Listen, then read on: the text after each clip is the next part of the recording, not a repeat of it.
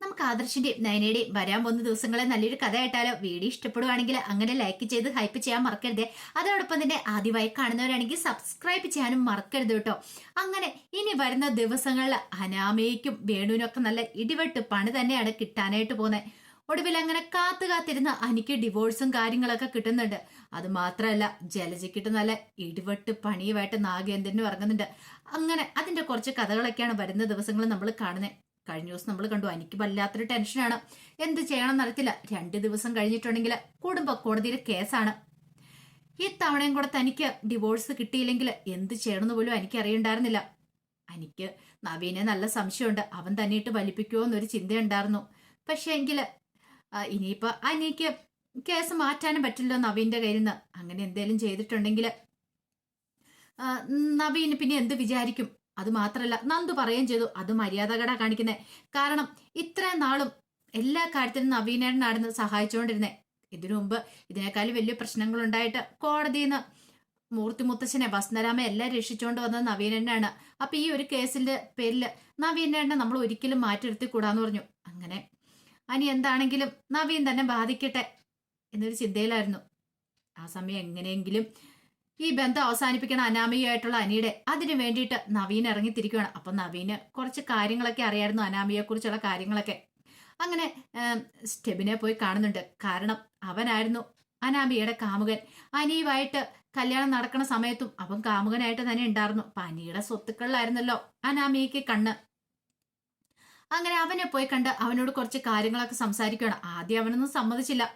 പിന്നീട് നവീന് കുറച്ച് പൈസയൊക്കെ കൊടുക്കാന്ന് പറഞ്ഞു കഴിഞ്ഞപ്പോഴത്തേനും കോടതി വന്ന് അവന് കാര്യങ്ങളൊക്കെ പറയാന്ന് പറയണ. കാരണം അനാമികയായിട്ടുള്ള ഡിവോഴ്സ് എത്രയും പെട്ടെന്ന് തന്നെ എനിക്ക് കിട്ടണം. അങ്ങനെ ഒടുവിൽ അവൻ അതിന് തയ്യാറാവുന്നുണ്ട്.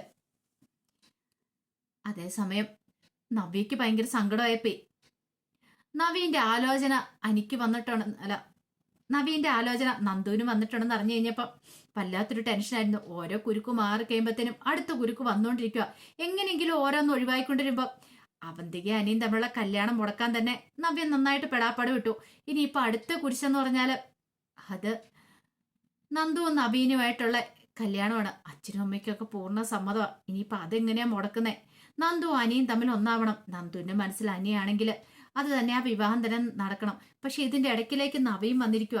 അവനെ എങ്ങനെ ഒഴിവാക്കും? ഒടുവിൽ നമിതയുടെ അടുത്ത് നിന്ന് കാര്യങ്ങൾ സംസാരിക്കുന്നുണ്ട്. നമിത പറഞ്ഞു, അതിനിപ്പോ അങ്ങനെ പെട്ടെന്ന് ഒഴിവാക്കാൻ പറ്റുന്ന കാര്യമല്ല. നവീന് നല്ല ചെറുപ്പക്കാരനല്ലേ നീ പറഞ്ഞിരിക്കുന്നത്? അതെ, നല്ല ചെറുപ്പക്കാരനും അതുപോലെ തന്നെ നല്ലൊരു വക്കീലുമാണ്. നല്ല കുടുംബ പാരമ്പര്യം കാര്യങ്ങളൊക്കെ ഉണ്ട്. അപ്പൊ പിന്നെ എങ്ങനെ അവനെ ഒഴിവാക്കാൻ പറ്റും? അവന്തികയും അനിയും തമ്മിലുള്ള വിവാഹം മുടക്കിയതുപോലെ അത്ര എളുപ്പമുള്ള കാര്യമല്ല ഇത്. അപ്പോഴേക്കും നമിത പറഞ്ഞു, അങ്ങനെയാണെ പിന്നെ നവീന്റെയും കൂടെ ആലോചന. എടി പിന്നെ ഏക പ്രതീക്ഷയുള്ളതെന്ന് പറഞ്ഞാൽ നവീന്റെ വീട്ടുകാരാ. ഈ നവീന്റെ അമ്മയ്ക്ക് അങ്ങനെ അഹങ്കാരിയായ തൻ്റെടുകളായ പെൺകുട്ടികളെ ഇഷ്ടമില്ല. അത് മാത്രമല്ല, വലിയ വലിയ ജോലികളുള്ള പെൺകുട്ടികളെ ഇഷ്ടമില്ല. അവരൊക്കെ തങ്ങൾ പറഞ്ഞ അനുസരിക്കില്ല, അടങ്ങി ഒതുക്കി നിൽക്കില്ല എന്നൊക്കെയാണ്. ആ ഒരു പ്രതീക്ഷ മാത്രമേ ഉള്ളൂ. എങ്ങാനും നവീന്റെ വീട്ടുകാരും കൂടെ സമ്മതിച്ചിട്ടുണ്ടെങ്കിൽ ഈ ബന്ധത്തിന് പിന്നെ അച്ഛന് നന്ദുവിന് സമ്മതം പറയേണ്ടി വരും. അച്ഛന്റെ അമ്മയുടെ മുന്നില് അവൾക്ക് സമ്മതിക്കാതിരിക്കാൻ പറ്റില്ല. നന്ദുവിന്റെ എതിർപ്പുകളൊന്നും അച്ഛനും അമ്മയും നോക്കത്തൊന്നും ഇല്ലാന്ന് പറഞ്ഞു. അതുകൊണ്ട് എങ്ങനെയെങ്കിലും ഇതൊന്നും മുടക്കിയേ മതിയാവുള്ളൂ. അല്ല എങ്കിൽ പിന്നെ നന്ദുവിന് തുറന്നു പറഞ്ഞുകൂടെ ഇഷ്ടമാന്നുള്ള കാര്യം? അനിയെ അത് അവള് പറയത്തില്ലല്ലോ. ഒരു കാര്യം ചെയ്താലോ, നമുക്ക് നവീനൊരു മെസ്സേജ് അയച്ചാലോ? അനി നന്ദു തമ്മിൽ പ്രണയത്തിലാന്നുള്ള കാര്യം. അപ്പോഴേക്കും നവി ഒരു നിമിഷം ആലോചിച്ചിട്ട് പറഞ്ഞു, അത് റിസ്ക് ആണെന്ന് തോന്നേ. അങ്ങനെ എന്തേലും പറഞ്ഞിട്ടുണ്ടെങ്കിൽ ചിലപ്പം അതിനിടയ്ക്കിലേക്ക് കയറി അവൻ ചിലപ്പോൾ ഈ കാര്യങ്ങളൊക്കെ പോയി പറഞ്ഞിട്ടുണ്ടെങ്കിൽ അത് അതിനേക്കാളും വലിയ പ്രശ്നമാവും. അറിയാലോ, തൽക്കാലത്തേക്ക് ഇങ്ങനെ നിൽക്കട്ടെ. എന്താണെങ്കിലും എങ്ങാനും ഇനി ഈ ബന്ധം നടക്കാൻ പോകാൻ അറിഞ്ഞു കഴിഞ്ഞിട്ടുണ്ടെങ്കിൽ ഉറപ്പായിട്ടും ഞാനിത് മുടക്കുന്ന അമിതേ. നന്ദുവിന്റെ ആഗ്രഹം പോലെ തന്നെ നന്ദുവിന് അനിയെ കിട്ടണം. ഡിവോഴ്സ് കഴിഞ്ഞ ഉടനെ അവർ തമ്മിലുള്ള വിവാഹം നടക്കണം.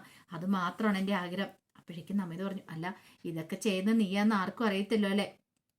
ഇല്ല. എങ്കിൽ പിന്നെ നീ എന്തിനാ ഇതൊക്കെ ഒളിച്ചു വെക്കുന്നേ? ഇനിയെങ്കിലും ഈ മറ നീക്കി നിൽക്കുന്നു പുറത്തു വന്നുകൂടെ? സമയമായിട്ടില്ല, അറിയാലോ. അബിക്കിട്ട് കുറച്ച് പണിയും കൂടെ കൊടുക്കാനുണ്ട്. അവനിപ്പോ സന്തോഷത്തോടെ ഇരിക്കുക. ഞാൻ അവന്റെ മുന്നില് പതിവ്രതയായ ഭാര്യയായിട്ട് നിൽക്കുമല്ലേ? അവൻ പറയുന്നതെല്ലാം അനുസരിച്ച് നിൽക്കുമല്ലേ? കുറച്ച് നാളോടെ ഒന്ന് കഴിഞ്ഞോട്ടെ. അവൻ എന്നെ ഇപ്പൊ ഭയങ്കര വിശ്വാസം. അവനിട്ടുള്ള പണിയായിരുന്നു ഇതെല്ലാന്ന് അവൻ തിരിച്ചറിയാനായിട്ട് പോകുന്നുള്ളൂ എന്ന് പറഞ്ഞു. അങ്ങനെ 2 ദിവസം കഴിഞ്ഞ് കഴിയുമ്പോഴത്തേനും കുടുംബ കോടതി ഡിവോഴ്സാന്ന് അറിഞ്ഞു കഴിഞ്ഞപ്പം അവന്തേക്ക് വല്ലാത്ത ടെൻഷൻ. ഇനി കഴിഞ്ഞ പ്രാവശ്യത്തെ പോലെ അനാമിക കാലു ആരുമെന്നൊരു ഭയം. അങ്ങനെ നാഗേന്ദ്രനെ വിളിക്കുകയാണ്. നാഗേന്ദ്രനെ വിളിച്ച് സംസാരിക്കുന്ന സമയത്ത് പറഞ്ഞു, അച്ഛാ എനിക്ക് നല്ല പേടിയുണ്ട്. ഇത്തവണ അനിയന് ഡിവോഴ്സ് കിട്ടുമോന്ന് അറിയത്തില്ല. അനാമിക കോടതിയില്. മോളെ അതൊന്നും ഓർത്ത് വിഷമിക്കേണ്ട, അതൊക്കെ ഞാൻ കൈകാര്യം ചെയ്തോളാം. മോൾ അനിയുടെ ഭാര്യ ആവാനായിട്ട് തയ്യാറായിട്ടിരുന്നു. അച്ഛാ എനിക്ക് പേടിയാണ്. ഇനിയിപ്പോ എങ്ങാനും നടക്കാതെ പോയിട്ടുണ്ടെങ്കിൽ നമ്മൾ ഇത്രയും നാള് ആഗ്രഹിച്ചിരുന്ന് വെറുതെ ആയി പോവല്ലോ. അച്ഛന്റെ ആഗ്രഹം അതൊക്കെ നടക്കും മോളെ. മോൾക്ക് എന്താ പേടിയുണ്ടോ? അച്ഛന്റെ വിശ്വാസമില്ലേ? ഉണ്ടെന്ന് പറഞ്ഞു. അപ്പോഴാണ് ജലജ അങ്ങോട്ടേക്ക് വരുന്നേ. ജലജ വന്നു കഴിഞ്ഞപ്പത്തിന് അവന്തിയുടെ സംസാരം അച്ഛാന്നുള്ള വിളിയെല്ലാം കേട്ടു. അപ്പോഴേക്കും ജലജയ്ക്ക് മനസ്സിലായി ഇത് നാഗേന്ദ്രനുമായിട്ടുള്ള സംസാരമാണ്. പെട്ടെന്ന് ജലജ അങ്ങോട്ട് ഒന്ന് ഫോൺ പിടിച്ചു വാങ്ങുവാണ്. ആരോടാടി നീ സംസാരിക്കുന്നേ? അത് പിന്നെ ഞാൻ സത്യം പറയടിയെന്ന് പറഞ്ഞു. അങ്ങനെ ഹലോ പറഞ്ഞു കഴിഞ്ഞപ്പത്തിന് നാഗേന്ദ്രൻ പെട്ടെന്ന് കോള് കട്ട് ചെയ്തു. തിരിച്ചു വിളിച്ചിട്ട് എടുത്തുമില്ല. നാഗേന്ദ്രന്റെ മനസ്സിലായ ജലജയാണ്. പിന്നീട് ജലജ അവന്തേക്ക് നേരെ തിരിവാണ്. എടി നീ അയാളെയല്ലേ വിളിച്ച ആ നാഗേന്ദ്രനെ? അമ്മയ്ക്ക് എന്താ അതെന്ന് ചോദിച്ചോണ്ട് അവധിയെ ദേഷ്യപ്പെട്ടു. ഒരു കാര്യം ഞാൻ പറഞ്ഞേക്കാം. അയാളെ എങ്ങനെ നീ വിളിച്ചെന്നറിഞ്ഞ് എനിക്ക് സഹിക്കാൻ പറ്റില്ല. അമ്മ എന്ത് വർത്താന പറയണേ? അതെന്റെ അച്ഛനല്ലേ. ഓഹോ, അപ്പം നീ അവളെ അല്ല അയാളെ വിളിക്കാറുണ്ടല്ലേ? അയാളെ കാണാറുണ്ടല്ലേ? അത് കാണാറുണ്ട്. ഞാൻ മാത്രമല്ല, അഭിയേട്ടനും വിളിക്കുകയും കാണുകയും ഒക്കെ ചെയ്യാറുണ്ട് എന്നും പറഞ്ഞുകൊണ്ട് ദേഷ്യപ്പെട്ട് അങ്ങോട്ട് പോവാണ്. പോകുന്നതിന് മുമ്പ് ഒരു കാര്യം കൂടെ പറഞ്ഞു. അമ്മ എന്തിനാ അച്ഛനെ ഭയക്കുന്നേ? അമ്മയ്ക്ക് ഇത്ര പേടി എന്താന്ന് ചോദിച്ചു. അതിന് ജലജ ഒന്നും മറുപടി ഒന്നും പറഞ്ഞില്ല. ഇടിവെട്ടേറ്റ പോലെയാണ് ജലജ നിൽക്കുന്നത്. ജലജയ്ക്ക് ആകെപ്പാടെ പേടിയായി. നാഗേന്ദ്രൻ എന്തെങ്കിലും പറഞ്ഞു കൊടുത്തിട്ടുണ്ടെങ്കിൽ തന്റെ 2 മക്കളും തനിക്ക് നഷ്ടപ്പെട്ടു പോകുന്നൊരു ഭയം ജലജയുടെ മനസ്സിലുണ്ടായി. ഇതങ്ങനെ വെറുതെ വിട്ടിട്ട് കാര്യമില്ല. ഒടുവിൽ ജലജ എന്ത് ചെയ്തു? നാഗേന്ദ്രനെ കാണാൻ തന്നെ തീരുമാനിക്കുകയാണ്. നാഗേന്ദ്രനെ കണ്ട് സംസാരിക്കണം എന്നൊരു ചിന്തയോട് കൂടിയിട്ട് അങ്ങനെ നാഗേന്ദ്രന്റെ കോട്ടയിലേക്ക് കയറി ചെല്ലുക. ഒരിക്കലും നാഗേന്ദ്രൻ പ്രതീക്ഷിച്ചില്ല ജലജ വരുമെന്ന്. അങ്ങനെ ജലജയെ കണ്ടു കഴിഞ്ഞപ്പോഴത്തേനും നാഗേന്ദ്രൻ ദേഷ്യത്തോടു കൂടിയിട്ട് ജലജയെ നോക്കുന്നത്. എന്താ നീ എന്തിനാ ഇങ്ങോട്ടേക്ക് വന്നേ? അവസാനം എന്റെ കാല് പിടിക്കാൻ വേണ്ടി വന്നായിരിക്കും അല്ലേ എന്നൊക്കെ ചോദിച്ചു. അതെ, ദൈവത്തെ ഓർത്ത് എന്നെ ഉപദ്രവിക്കരുത്. എന്റെ മക്കളെ എനിക്ക് വേണം എന്ന് പറഞ്ഞു. അത് കേട്ടത് നാഗേന്ദ്രൻ പറഞ്ഞു, അതിന് ഞാൻ ആരുടെ മക്കളെ പിടിച്ചു വെച്ചിട്ടൊന്നുമില്ല. എനിക്കറിയാം നിങ്ങൾ പ്രതികാരം ചെയ്യാനായിട്ട് ഇങ്ങോട്ടേക്ക് വന്നേന്ന്. ഞാനൊരു തെറ്റും ചെയ്തിട്ടില്ല. വേണ്ട, ഇനി നീ കൂടുതലൊന്നും പറയണ്ട ജലജ. എനിക്ക് നിന്റെ സ്വഭാവം നന്നായിട്ട് മനസ്സിലായതാ. അന്ന് നീ ചെയ്ത ചതി ഒരിക്കലും എനിക്ക് പൊറുക്കാൻ പറ്റില്ല. അനന്തപുരിക്കാരോട് പ്രതികാരം ചെയ്യുന്നതിനോടൊപ്പം നിന്നോട് ഞാൻ പ്രതികാരം ചെയ്യും. ജലജ പറഞ്ഞു.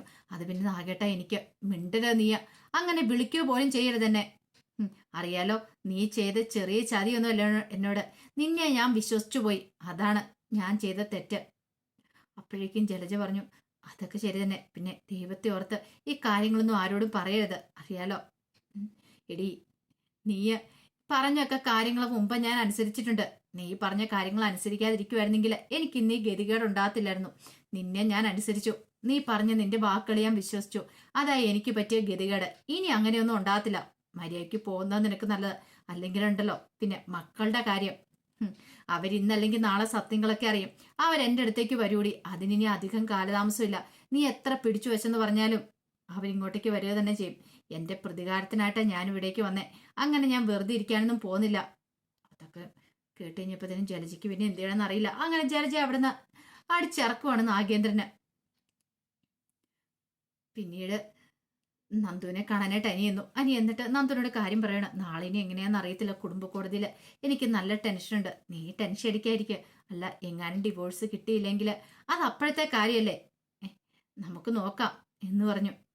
അങ്ങനെ പിറ്റേ ദിവസം കുടുംബ കോടതി കൂടുവാണ്. കുടുംബ കോടതി കൂടുന്ന സമയത്ത് അനാമികയും വേണു ഒക്കെ വന്നിട്ടുണ്ടായിരുന്നു. എനിക്ക് നല്ല ടെൻഷൻ ഉണ്ടായിരുന്നു. ടെൻഷനോട് കൂടിയിട്ടാ കുടുംബ കോടതിയിലേക്ക് വരുന്നേ. അങ്ങനെ വാദിക്കാനായിട്ട് കയറി നവീന് അനാമിയെ കുറിച്ചുള്ള കാര്യങ്ങളും കൊള്ളരുതായ്മകളും കാര്യങ്ങളെല്ലാം പറയണം. പക്ഷെ അനാമികയുടെ വക്കീൽ അതെല്ലാം നിഷേധിക്കുകയോ ചെയ്തേ. ഒടുവില് സ്റ്റെബിനുമായിട്ടുള്ള ബന്ധത്തെക്കുറിച്ചൊക്കെ പറഞ്ഞു. അത് കേട്ടതും അനാമിക പറഞ്ഞു, എനിക്ക് അങ്ങനെ ഒരാളെ പോലും അറിയത്തില്ല. എനിക്ക് അങ്ങനെ ഒരു ബന്ധമൊന്നും ഇല്ലെന്ന് പറഞ്ഞു. അപ്പോഴേക്കും നവീൻ പറഞ്ഞു, എനിക്ക് ഒരാളെ വിസ്തരിക്കാനായിട്ട് അനുവദിക്കണമെന്ന് പറഞ്ഞു. അങ്ങനെ സ്റ്റെബിനെ വിളിപ്പിച്ചു.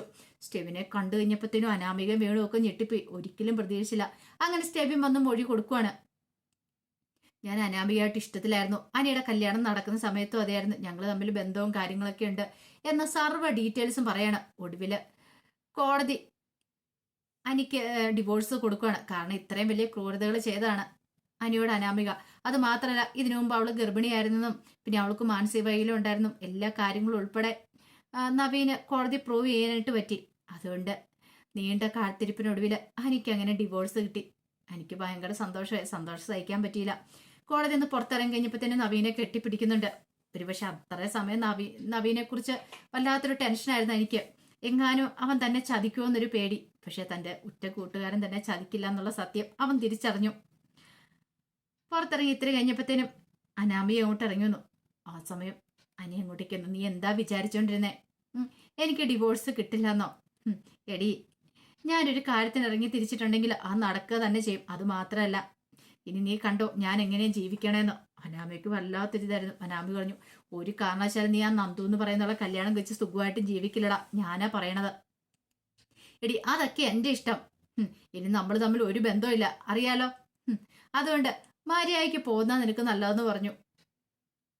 അങ്ങനെ അനി അങ്ങോട്ട് പോയി കഴിഞ്ഞപ്പോഴത്തേനും നവീൻ അങ്ങോട്ട് വന്നു. നവീൻ വന്നു കഴിഞ്ഞപ്പോൾ വേണു പറഞ്ഞു, എന്നാലും സാറേ എന്നോട് ഈ ചതി വേണ്ടായിരുന്നു പറഞ്ഞു. നവീൻ പറഞ്ഞു, നിങ്ങളോട് ഞാൻ ആദ്യമേ പറഞ്ഞല്ലേ കോമ്പൻസേഷൻ മേടിച്ചുതരാം, വെറുതെ വയ്യാത്ത പണിക്ക് ഇറങ്ങി തിരിക്കില്ലെന്ന്. അന്ന് നിങ്ങൾ വന്ന് പ്രശ്നം ഉണ്ടാക്കി. അതിന്റെ വല്ല ആവശ്യം ഉണ്ടായിരുന്നോ? അതുകൊണ്ടല്ലേ ഇങ്ങനെ സംഭവിച്ചതെന്ന് ചോദിച്ചു. അനാമയ്ക്കും വേണുവിനൊന്നും ഒന്നും പറയാനുണ്ടായിരുന്നില്ല. പിന്നീട് നവീൻ വീട്ടിലേക്ക് വരുവാണ്. അതിനുശേഷമൊക്കെയാണ് മൂർത്തി മുത്തച്ഛൻ നവീന് നന്ദുവിന് ഇഷ്ടമാണെന്നുള്ള കാര്യങ്ങളൊക്കെ അറിയുന്നത്. കല്യാണാലോചന എന്നിട്ടുണ്ടെന്ന് അത് അറിഞ്ഞു കഴിഞ്ഞപ്പോഴത്തേനും നരസിംഹ വക്കീലിനെ വിളിക്കുവാണ് മുത്തച്ഛന്. പിന്നീട് ഈ ആലോചനയെ കുറിച്ചൊക്കെ പറയാണ്. അങ്ങനെയാണെങ്കിൽ നന്ദു നല്ല പെൺകുട്ടിയാണ്. എന്താ നരസിംഹ ആലോചിച്ചാൽ എന്താ നവീന്? അങ്ങനെയാണെങ്കിൽ എത്രയും പെട്ടെന്ന് ഈ വിവാഹം നടത്താലോ എന്നൊക്കെ പറഞ്ഞു. നരസിംഹ വക്കീല് എന്ത് മറുപടി പറയാനെന്ന് അറിയില്ലായിരുന്നു. ഒടുവിൽ പത്മയോട് സംസാരിച്ചു. പത്മയോട് സംസാരിച്ചു കഴിഞ്ഞപ്പം പത്മ ആദ്യമൊക്കെ എതിർത്ത് നിന്നെങ്കിലും പിന്നീട് സമ്മതം പോടുവാണ്. അവന്റെ ഇഷ്ടം എന്താന്ന് വെച്ചാൽ അത് നടക്കട്ടെ എന്ന്. പക്ഷെ നവീനാണ് പെട്ടുപോകുന്നത്. നവീനറിയാം അനിയും നന്ദു തമ്മിൽ ഇഷ്ടത്തിലാണ്. ഇനി അവരെ രണ്ടുപേരുമാണോ ഒന്നാവണ്ടേന്നുള്ള ഒരു പ്രശ്നം തീർന്നു കഴിയുമ്പോൾ അടുത്ത പ്രശ്നം വന്നുകൊണ്ടിരിക്കുക. എന്താണെങ്കിലും ഇനിയിപ്പം നവീന് അവർ തമ്മിലുള്ള ബന്ധം, അനിയും നന്ദുവും തമ്മിലുള്ള ബന്ധം നടത്തി കൊടുക്കാനായിട്ട് തീരുമാനിക്കും. അതുമാത്രമല്ല, നന്ദു നവീനോട് പോയി തനിക്ക് അനിയെ ഇഷ്ടമാണെന്നുള്ള കാര്യം, തങ്ങൾ തമ്മിൽ ഇഷ്ടത്തിലായിരുന്നുള്ള കാര്യങ്ങളൊക്കെ വെളിപ്പെടുത്തുകയും ചെയ്യും. ആ കഥകൾക്കായി നമുക്ക് എല്ലാവർക്കും കാത്തിരിക്കാട്ടോ. ഇനിയിപ്പോൾ അധികം വൈകാതെ നന്ദുവിന്റെ അനിയുടെയും വിവാഹം തന്നെ നടക്കുമായിരിക്കും. പക്ഷേങ്കിൽ അത് നടത്താതിരിക്കാൻ വേണ്ടിയിട്ട് അനിയുടെ അച്ഛനും അമ്മയും ശ്രമിക്കും. അതെന്ത് കാരണം കൊണ്ടാണെന്ന് അറിയത്തില്ല. എന്തോ ഒരു വലിയ രഹസ്യം ഒളിപ്പിച്ചു വെക്കുന്നുണ്ട് അജയനും ജാനകിയൊക്കെ. അതെന്താണെന്നറിയില്ല. ഒരു പക്ഷേ കുടുംബത്തിൽ മറ്റാർക്കും അറിയാത്ത എന്തോ ഒരു രഹസ്യമാണ്. അതുകൊണ്ടാണ് നന്ദുവിനെയൊക്കെയാണെങ്കിലും ഭയക്കുന്നത്.